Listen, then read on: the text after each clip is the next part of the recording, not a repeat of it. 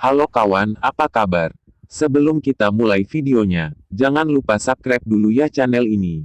Terima kasih kawan. Yuk kita simak videonya. Hari gini gak punya HP. Anda familiar dengan ujaran tersebut? Ya, itu adalah sebuah ucapan yang kerap muncul di masyarakat beberapa tahun yang lalu. Ucapan tersebut menunjukkan betapa masyarakat sekarang memang punya ketergantungan yang besar dengan HP alias handphone. Handphone pun sudah mengalami pergeseran dari sebuah benda mewah dan mahal, menjadi sesuatu yang biasa di masyarakat. Dulu hanya orang-orang berkantong tebal yang bisa punya handphone. Sekarang, tukang sayur keliling pun sudah menerima pesanan melalui smartphone miliknya. Berbicara mengenai pergeseran, saya berani taruhan kalau hanya segelintir dari masyarakat sekarang yang mengenal dengan baik sejarah handphone. Nah, agar Anda tidak masuk ke dalam kelompok mayoritas yang tidak tahu tentang perkembangan handphone dari masa ke masa, yuk simak tulisan ini sampai tuntas. 1970-an.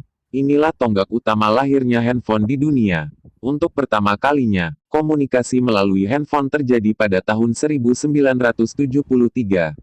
Adalah Direktur Motorola, Martin Cooper, yang menelepon petinggi Bell Labs yang merupakan rival utama dalam bisnis telekomunikasi di Amerika Serikat kala itu. Saat itu, Cooper dengan bangga menyebutkan bahwa komunikasi yang dia lakukan menggunakan sebuah handphone. Catatan penting pun muncul dalam sejarah handphone dunia di New York, Amerika Serikat.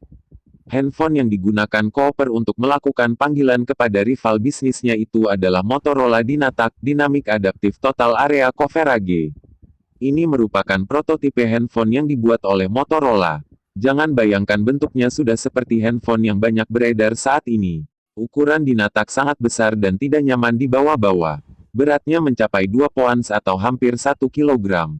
Meski demikian, prototipe ini memang sudah bisa dipakai menelepon tanpa harus terhubung dengan kabel.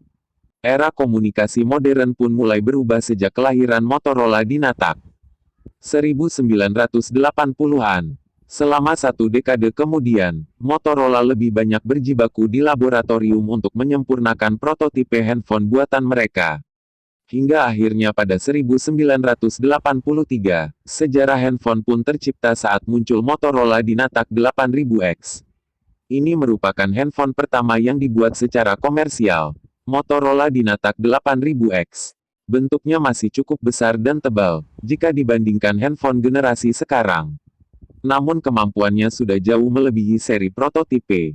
Motorola Dynatac 8000X punya baterai yang tahan selama 8 jam.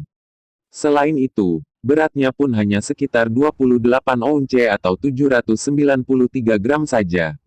Masih cukup berat tapi tidak terlalu menjadi beban saat dibawa di dalam kantong. Namun, berhubung handphone saat itu masih termasuk benda yang langka, harga jualnya pun cukup fantastis. Saat pertama kali dilepas ke masyarakat, Motorola Dynatac 8000X dijual dengan harga $4.000. Harga yang bisa disebut sangat mahal, bahkan oleh masyarakat Amerika Serikat sekalipun. Riset Motorola pun terus berlanjut. Selang sekitar 6 tahun kemudian, Motorola pun menciptakan sebuah handphone yang lebih user-friendly. Ukurannya sudah jauh lebih kecil dengan bobot yang lebih ringan. Handphone ini diberi nama Motorola Microtac 9800X. Motorola Microtac 9800X. Bentuknya sudah mulai mengadaptasi model flip yang kelak menjadi ciri khas handphone pabrikan ini. Sebuah antena berbahan plastik terlihat di handphone ini. Tapi ini lebih merupakan aksesoris tanpa fungsi alias sekadar pemanis tampilan. Bobot Microtac 9800X mencapai 300 gram. Sementara daya tahan baterainya hanya sekitar 30 menit saja. Namun sudah cukup menyenangkan bagi masyarakat saat itu karena tidak lagi harus membawa handphone berukuran besar dan berat di dalam tas mereka. 1990-an. Dekade 1990-an bisa dibilang menjadi era perubahan model dan teknologi handphone.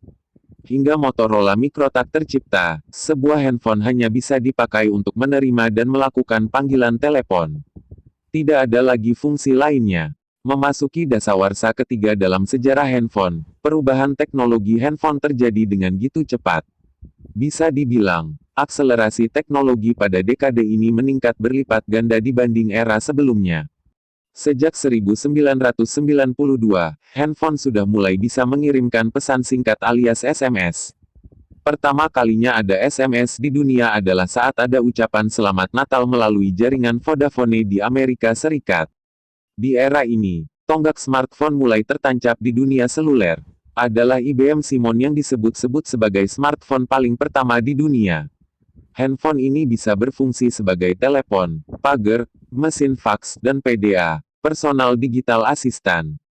Di era ini pula kejayaan Motorola dalam dunia seluler mulai disaingi Nokia, sebuah perusahaan yang berada jauh di Finlandia. Namun, berani menghadirkan teknologi terbaru dengan desain yang lebih charming. Seperti saat merilis Nokia 7110. Ini merupakan handphone pertama yang sudah dilengkapi dengan teknologi WAP, Wireless Application Protocol, sehingga memungkinkan setiap penggunanya melakukan browsing di internet. Dan, yang paling fenomenal dari Nokia adalah saat meluncurkan seri 3210.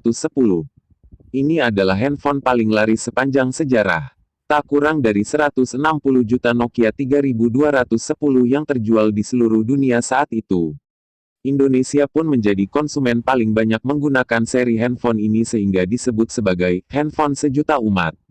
Bahkan, bisa dibilang 8 dari 10 pengguna handphone di era ini pasti pernah memiliki Nokia 3210.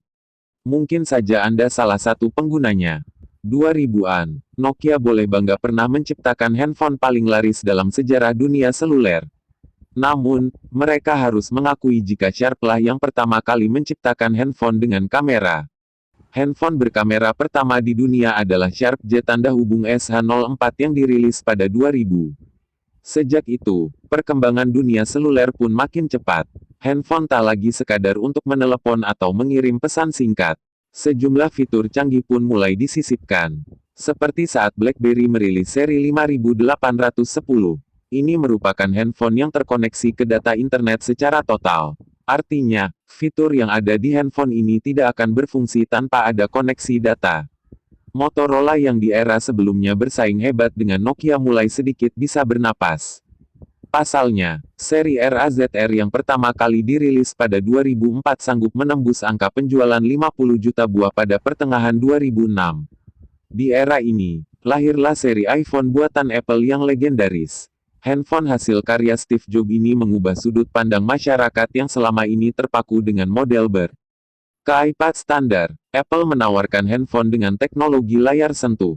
Apple pula yang cepat tanggap dengan perkembangan di jalur koneksi data. Pada 2007, Apple merilis seri handphone yang bisa digunakan pada koneksi data 3G. Perkembangan dalam kecepatan koneksi data ini juga yang ikut mengubah peta handphone dunia. Apple pun tetap teguh untuk selalu menggunakan sistem operasi buatan mereka sendiri yaitu iOS. Di era yang penuh dengan perkembangan koneksi data ini, ternyata pihak yang pertama merilis handphone dengan menggunakan sistem operasi Android justru HTC yang merilis seri Dream Slider pada 2008. Kehadiran HTC Dream Slider ini memancing banyak produsen lain untuk membuat handphone yang mengandalkan OS Android. 2010-an, memasuki dasawarsa kelima, dunia handphone sempat diguncang oleh demam BlackBerry.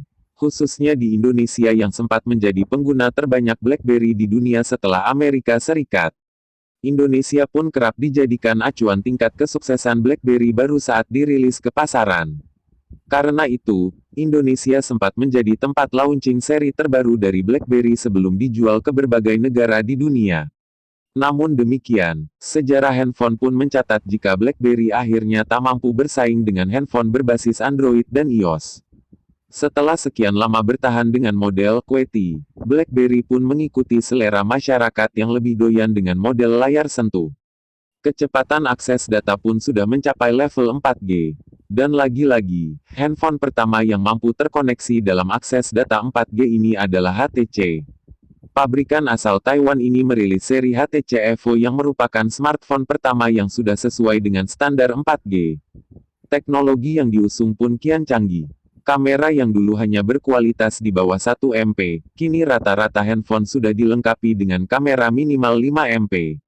Bahkan sudah banyak yang menggunakan kamera di atas 12 MP.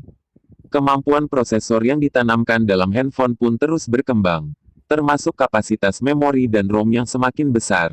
seiring kebutuhan tempat menyimpan aplikasi yang semakin tinggi. Demikianlah garis besar atau lini masa sejarah handphone dalam kehidupan manusia. Anda mungkin sudah menggunakan handphone berkecepatan 4,5G dengan prosesor dan kualitas layar yang sangat bening. Tapi, semua handphone canggih yang digunakan saat ini berawal dari sebuah benda besar dan berat di awal 1970-an. Demikian, semoga bermanfaat.